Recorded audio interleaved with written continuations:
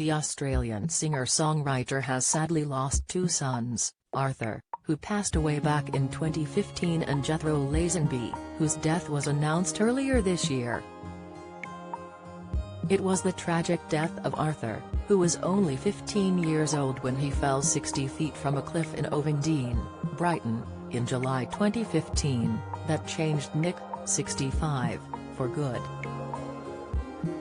Most recently, the singer has bravely spoken about how he has dealt with the grief of losing his son and how his album Ghosteen was recorded in an attempt to contact the dead shortly after his son's devastating accidental death.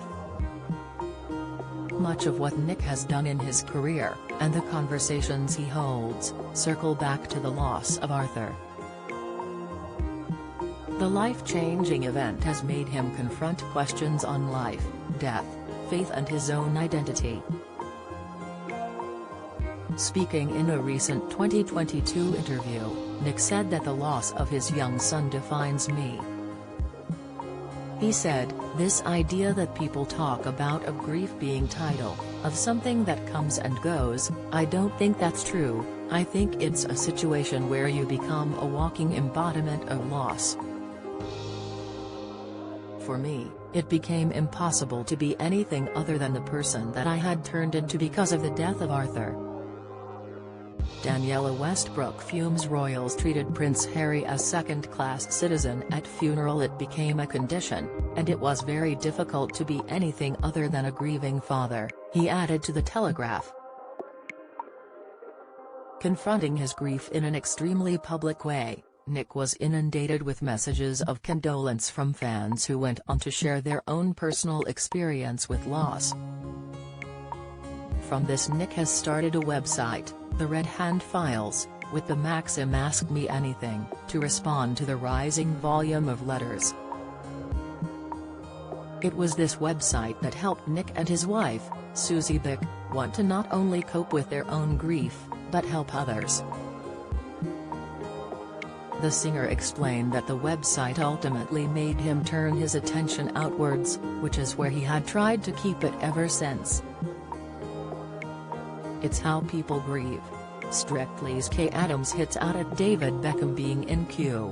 Inside, Stanley Tucci admits guilt when proposing to Emily Blunt's sister after death of wife. Comment: James Jordan blasts Strictly as Neil Jones left partnerless in favor of foreign dancers. Latest, that am part of the world and I have some things to say about certain things in that regard, and that I can be of some service to the world, and there is some element of virtue in that, I would say, because of what I felt coming from other people.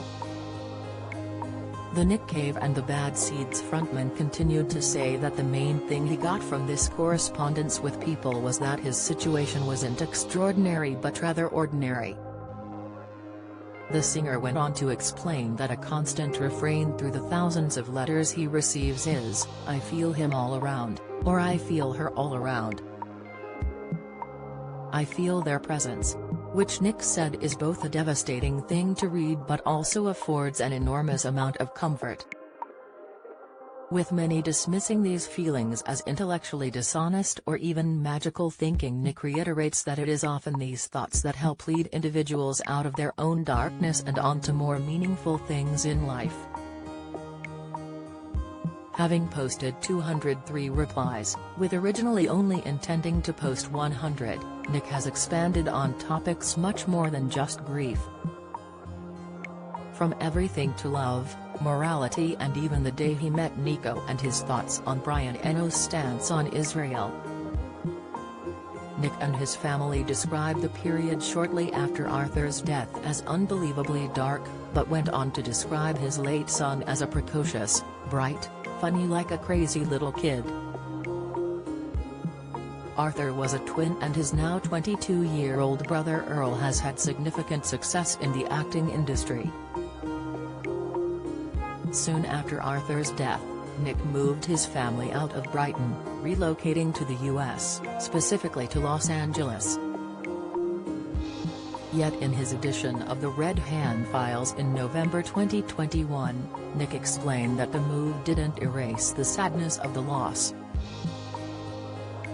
Instead, He said that the family just took their sadness with them, promoting them all to move back to Brighton once more.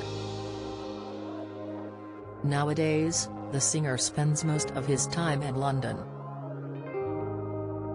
Having lost Arthur and gone through unimaginable pain, Nick announced back in May 2022 that his eldest son Jethro had passed away at the age of 30. Jethro was born in Melbourne in 1991 and only learnt that Nick was his father at the age of 8. In a statement posted by the singer, Nick asked for privacy while the family grieved, adding that the death of his son, who was released from prison only days before, was a great sadness.